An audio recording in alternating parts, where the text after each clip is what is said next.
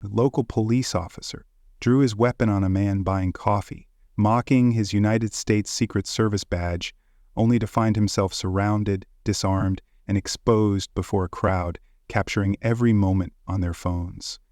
The confrontation unfolded on a Thursday afternoon, not so early that the world felt asleep, but late enough for traffic around Greenville to clog with commuters grabbing coffee and rushing to meetings they'd rather skip. Malcolm Tate and his partner rolled into the Chevron station on West Pine View Road, on the eastern edge of town. Their black SUV with discreet government plates looked more at home in Washington, D.C. than parked between pump number 6 and a red box machine near the ice cooler. Malcolm, a tall, steady man in his early 40s, carried a quiet intensity in his eyes and a posture that parted crowds without a word. Dressed in a charcoal suit, crisp white shirt, no tie, he wore a single earpiece in his right ear and a subtle glint of silver at his waist, a badge visible only to those who knew to look. He wasn't here for snacks or small talk. He wanted coffee. Black, no fuss. As he stepped out of the convenience store, coffee in hand, the officer appeared. Roy Hensley, a deputy sheriff with a broad chest, close-cropped hair, and aviator sunglasses despite the overcast sky, screeched his cruiser to a stop, parking sloppily across the lines. Spotting Malcolm, the SUV, the suit, it was enough to set him off. "You with that vehicle," he barked, striding forward, one hand resting on his holster. Malcolm met his gaze calmly. "Yes, sir." "Keys," Hensley snapped, closing the distance. "At registration? What's your name?" Malcolm raised an eyebrow.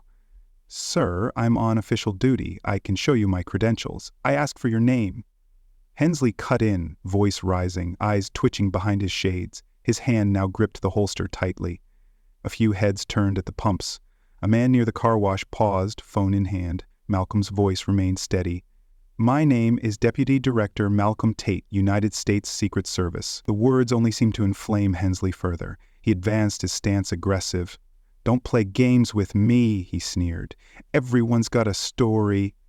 "Looking sharp in that suit, huh? That car belonged to your cousin, your brother, or did you lift it from someone?" Malcolm blinked. "I can reach for my credentials. Slowly, they're in my jacket." Hensley scoffed. "You think I haven't seen fake badges before?" He stepped back, drawing his gun. A woman at pump 2 gasped audibly. "Hands where I can see them!" he shouted. Malcolm didn't flinch. He set his coffee on the ground, knelt slowly, and laced his hands behind his head. His voice stayed even. "I'm no threat. My badge is in my left inner pocket." Hensley ignored him, chuckling. "This guy thinks he's in a movie." Malcolm glanced at the growing crowd. Someone across the lot raised a phone. The officer circled deliberately, positioning himself behind Malcolm. "Bet you've got backup in that SUV, huh? Filming this with your crew?" Malcolm said nothing. Silence was safer. Then came the moment that shifted everything. As Hensley leaned down, yanking open the SUV's door, he found no drugs, no weapons, just a laptop mounted on the dash and a government ID tucked in the glove compartment. He hesitated. Malcolm spoke loud enough for all to hear. "You just accessed a secured federal vehicle without just cause." Hensley squinted. "Yeah, and you just impersonated a federal officer." At that moment, another vehicle pulled into the station. Another black SUV, tinted windows, engine purring softly. Hensley didn't notice, still focused on Malcolm, gun still raised. But someone in that second SUV had seen everything, and they weren't amused. Deputy Roy Hensley's finger hovered dangerously close to the trigger. He paced around Malcolm like a man rehearsing dominance, jaw clenched, words spilling faster. The badge meant nothing to him, the calm, the confidence, none of it registered. "Got a smart mouth, don't you?" Hensley muttered. "Let's see how long that lasts." Malcolm remained kneeling on the asphalt, hands behind his head. He didn't argue, didn't repeat himself. He waited. 2 kids from a nearby neighborhood paused by the snack machine, eyes wide, filming. A middle-aged man leaned against a pickup at pump 4, arms crossed, watching. And now, the second SUV had parked near the air pump. Hensley turned as he heard a car door slam. A woman stepped out, tall, light brown skin clad in black, earpiece in place, moving with unhesitating purpose. "Tate, status?" she called. Malcolm didn't move. Local law enforcement, non-compliant, weapon-drawn, unauthorized search of a secured vehicle. I'm not resisting. Her eyes snapped to Hensley. Care to explain what the hell you're doing? Hensley pivoted, lowering his gun slightly. Who are you? She pulled a credential from her chest pocket. Senior Agent Simone Carter, United States Secret Service. That man is my superior. Hensley blinked. The tension eased a fraction, but pride held him back. He claims he's Secret Service. I can't just take his word. You pointed a gun at a federal officer, she said, her voice cutting. That's not suspicion, that's a felony. For a second, he seemed poised to argue, but his voice softened. He didn't look. Don't finish that sentence, she interrupted. You've said enough. A third SUV roared into the lot, faster, more assertive. Two men emerged, suited, no sunglasses, holsters visible but hands ready. One, with sharp features and silver at his temples, strode straight to Malcolm and spoke low. Deputy Director Tate, are you injured? No, sir. We're on body cams. Witnesses are recording. Local officer failed to verify identity before drawing. Confirmed, Malcolm said, still kneeling. Simone glanced at him. You can stand, sir. Malcolm rose slowly, dust on his trousers, composed as ever, adjusting his jacket as if heading to a boardroom, not standing in a gas station lot where a gun had just been aimed at his face. Yet Hensley didn't fully back down. He turned to the agents, chest puffed. You don't get to roll in here and demand special treatment. I did what I thought was right. You thought wrong, the silver-made man said. And now you're the subject of a federal misconduct report, a voice from the crowd shouted. I got it on video, another yelled. He kept that gun on him the whole time. Hensley glanced around. The walls were closing in, and his tone shifted. I didn't mean anything by it. I had reason to believe. No, you had bias, Simone said, stepping forward. And now you have a problem. Malcolm finally locked eyes with Hensley, his voice as calm as if discussing the weather. I was just buying coffee. You decided I didn't belong here. That's all it was. Hensley said nothing, his face flushed under the stares of the crowd, the phones, the agents, and the people he assumed wouldn't care. A young woman near the store entrance whispered to her friend. He really pointed a gun at him and laughed at his badge. But it wasn't a whisper anymore. The story spread in real time. Posts appeared. Black federal agent harassed by local cop in Greenville. Videos were shared before Hensley could holster his weapon. But this wasn't just about being filmed. The law had stepped in, and it wasn't on Hensley's side. Within 3 minutes of the third SUV's arrival, the gas station became a heavier place. No one shouted, no one cuffed anyone. But every second after Malcolm stood, the air grew taut, not loud, but alert.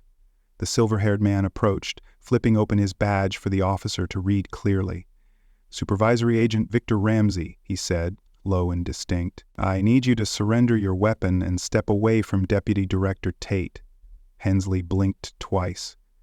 You're serious? We don't ask, Ramsey replied. This stop was unauthorized. Drawing your weapon was unjustified, and you tampered with a federal vehicle. You're now under administrative detention pending full review. For a moment, Hensley stood frozen, too still. Then his hand twitched toward his belt, perhaps instinct, but a poor one. 2 agents behind Ramsey moved forward, not drawing, just present enough to halt the motion. Simone spoke again, her patience razor-sharp. Don't make this worse for yourself. In that instant, Hensley seemed to grasp how profoundly he'd misjudged the situation. His face shifted, not quite guilt, but the shock of a man who thought he held power until it vanished.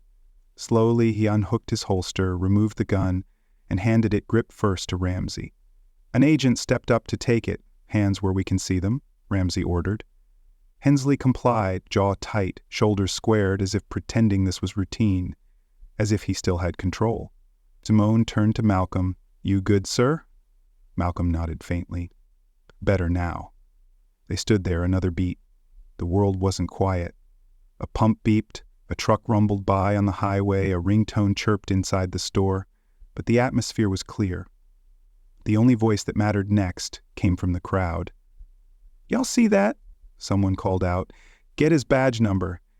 A man near Pump 7 shouted, I got the whole thing, man. Want it? I'll send it. Ramsey glanced over. We'll need every copy. Our team will reach out. You arresting him? Another asked. Not yet. Ramsey said evenly. "We're handling it right here." As Hensley was escorted away by the agents, Malcolm stood rooted, his gaze fixed ahead, but his mind replayed the moments just past. In the fleeting pause amid the chaos, with the crowd still shouting and phones still raised, he felt the weight of what could have been. It wasn't just the gun aimed at him or the scorn hurled at his badge. It was the bitter, familiar sting that a single wrong move, a single misplaced word, could have turned him from a federal officer into a statistic on the evening news.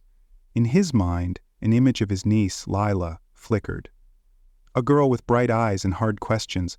"Uncle M, why do people treat us differently?" she'd once asked. Here, kneeling on scorching asphalt, a gun inches from his head, he'd wrestled to keep fear and anger at bay. He thought of others, those without badges, without backup, facing moments like this with no one filming. He told himself, "Not today, not me. I have to be stronger than they expect." Malcolm drew a deep breath, steadying his pulse. He recalled his father's words. "When the world wants you to fall, you stand tall, not to prove them wrong, but to remind yourself who you are." Here, in the gas station lot, under the crowd's eyes and camera lenses, he chose to stand tall, not by shouting or resisting, but through restraint. He knew this moment didn't just shape his story, it was a beacon for others quietly enduring similar injustices. "If I falter," he thought, "who'll tell Lila we can rise above?" When Simone asked again, "You good, sir?" Malcolm nodded, but within him, a new resolve took root. He hadn't just survived this moment, he would make it a testament that dignity, even when tested, remains humanity's greatest strength.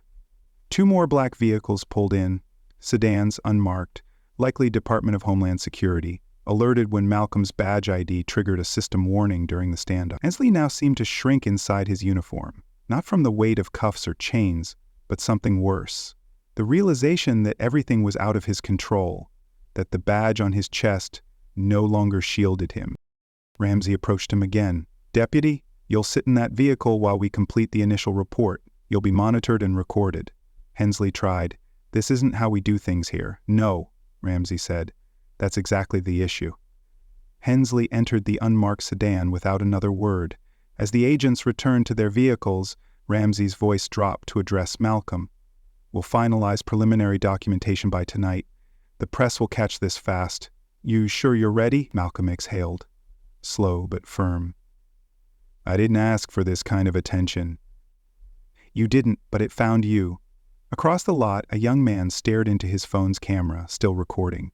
"This just got wild. Dude was just trying to buy coffee, and Secret Service took down a local cop. For real." But the headlines weren't the end. They were the spark of a larger storm, one neither the agency nor the public could ignore. As dust settled over Greenville, the videos hit 4 major news sites. The first post, from a user named @HighTideLocal, was a 30-second clip, grainy but clear, showing Deputy Hensley aiming his gun while Malcolm knelt calmly on the pavement.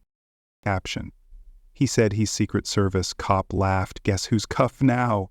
The post racked up 50,000 shares in under an hour. Inside the command SUV parked near Pump 8, Malcolm sat with Simone, Victor Ramsey, and DHS liaison Elise Thornton. She typed rapidly, occasionally glancing at incoming footage. "We've confirmed 5 distinct civilian videos," she said. 3 have clear audio, unedited, uploaded raw. Ramsey looked at Malcolm. "You want to speak today or wait for official channels?" Malcolm shook his head. "No press, not now. If they want the truth, they can wait for the report." "You'll face pressure. Public, internal, political. We've got calls from MSNBC, The Hill, even local stations asking for your name." Malcolm's expression didn't shift. "Let them guess." Across the lot, Hensley sat in the back of the government's sedan, uncuffed but visibly rattled.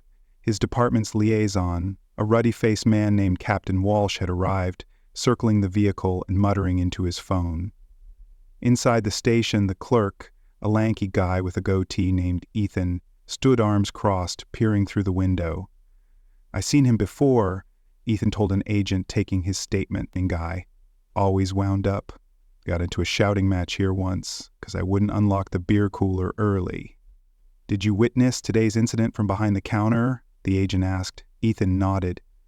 Thought it was a robbery at first. Then I saw that guy Neil saying he's Secret Service.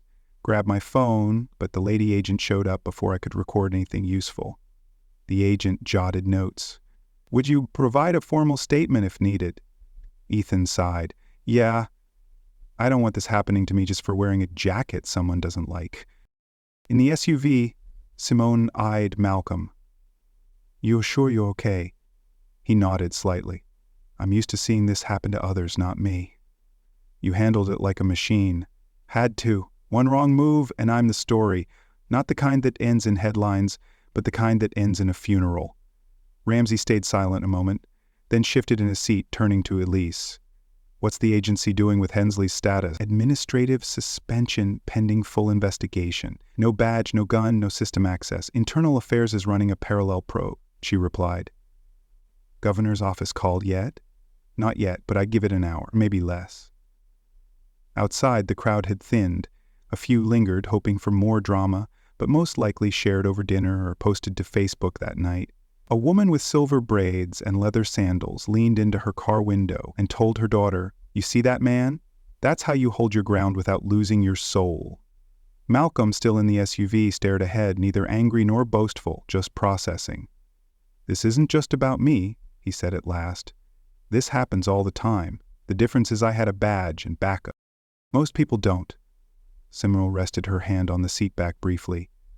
And that's why this matters. The whole country saw it happen. But the story didn't end there, not by a long shot. The aftermath was about to grow louder, and this time no one could pretend they hadn't seen it. By late evening, the footage dominated trending topics across platforms. Hashtag Malcolm Tate flooded feeds with captions like, He stayed calm, they tested him, they failed. And how many times does this happen when no one's recording? Cable news looped the story, tickers scrolling, Black Secret Service official wrongfully detained at gas station, and officer pulls gun on federal agent, caught on video. And so, the small town of Greenville became the epicenter of a national reckoning. Inside a secure DHS command post, Malcolm sat at a long steel table as legal advisors and media officers debated strategy. We can't keep your name out of this anymore, Clara Nguyen, DHS communications advisor, said. Your photo's out there, someone from your high school posted a yearbook picture, and local papers confirmed your location. They're demanding live interviews. Another added, CNN, PBS, even a morning show. Malcolm rubbed his forehead, leaning back. I don't want to be the face of anything. But you already are. Nguyen said softly, Even if you stay silent, the footage speaks for you. He glanced at the muted TV in the corner. On screen, a clip replayed him kneeling calmly as Hensley's gun hovered inches from his head. No audio was needed. The image said it all. The room fell quiet as a field agent entered with a file. Preliminary report on Deputy Hensley's personnel record, she announced. Multiple complaints of aggressive conduct, 2 use-of-force incidents in 5 years, no suspensions, all complaints closed without formal discipline. Nguyen shook her head. National TV will tear this apart. Malcolm stood, walking to the window. Outside, the street buzzed with news vans, protesters wielding hand-painted signs, and onlookers hoping for a glimpse. He'd worked high-stakes operations, international summits, presidential details, foreign threats. But nothing like this. Nothing so personal, so raw. A soft knock interrupted his thoughts. An older man with salt and pepper hair entered. Director Walter Coleman, Regional Operations Chief. Can I have a word alone? Coleman asked. The others left without a sound. When the room cleared, Coleman leaned against the table. You handled this better than most, he said. Better than I would have. I didn't see another option, Malcolm replied. He made his choice. I responded. Coleman nodded slowly. I know men like Hensley. They usually don't face pushback like this, not unless it ends in blood. This didn't. That means something. Malcolm exhaled through his nose. It shouldn't mean something just because I survived. Coleman studied him a long moment. If you want to step back quietly, I'll back you. But I think people need to hear from someone who didn't lose their cool, didn't raise their voice, didn't take the bait. didn't reach for anything but their credentials. Malcolm glanced at the TV again. This time, it showed a split screen, his federal ID, and a still from the video. The ticker scrolled, more faces talking than listening. Finally, he turned to Coleman. Then I want to do it my way. One statement, one time, no embellishment. Understood. As Coleman left, Malcolm sat back, opening a legal pad. He stared at the blank page, then picked up a pen. Outside, the noise swelled, horns honking in support, microphones thrust at agents, cardboard signs reading "We see you" and "Justice for the badge" flapping in the breeze. But no matter how loud the world grew, the message Malcolm was about to write would hush every room, because it wasn't anger. It was truth. 5 days later, Malcolm stood behind a simple wooden podium in a community hall on Greenville's west side. No flags, no fanfare, just folding chairs, a basic PA system, and some 200 people packed into the room, not for a politician or celebrity, but for a man they now felt they knew. He wore no suit this time, just slacks and a black sweater, sleeves rolled up. His voice was firm, his eyes earnest, but not harsh. "I've spent over 15 years protecting people who'll never know my name," he began. "That's the job. You blend in, stay sharp, avoid the spotlight. But last week, the spotlight found me." The room was still. Phones raised quietly to capture every word. I wasn't mistaken for a danger. I wasn't confused with a threat. I was judged in seconds, not for what I did, but for what someone thought they saw. He paused, not for effect, but to find the right words. "I don't hate that officer. I'm not even angry anymore. What I feel is disappointment. Deep disappointment that someone in uniform sworn to serve looked at me and saw something they decided didn't belong." In the front row, a cluster of high school students sat close, one leaning forward, elbows on knees, unblinking. Malcolm continued. "You've probably seen the video, some of you recorded it, but that wasn't the defining moment. The defining moment was when I realized I had to choose who I wanted to be, even as someone else decided I wasn't who I am." He looked down briefly, then up. "If I'd shouted, if I'd moved too fast, if I'd said the wrong thing, I might not be standing here. And that's the part that scares me." A quiet wave of agreement rippled through the crowd, not theatrical, just honest. "My niece asked me a few days ago, 'Uncle M, why do people treat us differently if we didn't do anything wrong?' She's 12, and I couldn't give her a simple answer, because there isn't one. But I told her this: when someone lowers their standards, you raise yours. When someone loses their composure, you hold your ground. You show the world who you are, even when they try to rewrite your story before it starts." The audience clapped, not loudly, just enough to let him know they were listening with their hearts, not just their ears. Afterward, Malcolm stayed, shaking hands.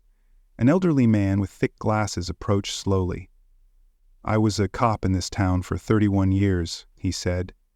"What happened to you shames me, but hearing you speak, I'm reminded who the badge is meant to protect." Malcolm nodded respectfully. "Thank you, sir. That means a lot." That night, at his sister's house, Malcolm sat at the kitchen table while his niece Lila colored in silence.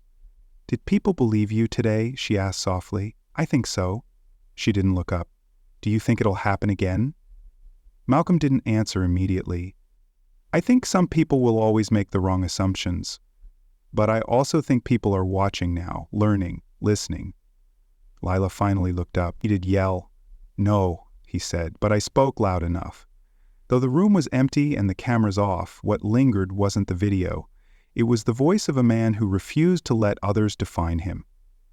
The internal investigation stretched 2 weeks. Roy Hensley was suspended without pay, pending a disciplinary hearing. His patrol record, once overlooked, now faced intense scrutiny. Complaints once dismissed now looked like a pattern. The sheriff's department issued a statement calling the incident regrettable and pledged to review community protocols. It said little, and people noticed. Malcolm didn't comment. He skipped talk shows, book deals, and social media threads. He returned to work. 4 weeks after the Chevron incident, he stood before a group again, but not for cameras or crowds. It was a class of recruits at a federal training facility in Barton, Virginia. Future agents, their faces sharp and full of ideals. "Your job isn't just to protect," he said. "It's not just logistics, surveillance, or strategy. Your job is to see," he let the word hang, See what's really happening in a moment when everything moves fast. See beneath the surface, even when instinct tells you to act, because a wrong choice can't be undone. A recruit raised a hand. "Sir, how do you train for that kind of calm?" Malcolm smiled, not too wide. "You don't train for calm, you train for clarity. And clarity doesn't come from ego, it comes from listening, from patience, from knowing that if you're right, you don't need to shout it." After the training session, a few recruits lingered, reluctant to leave.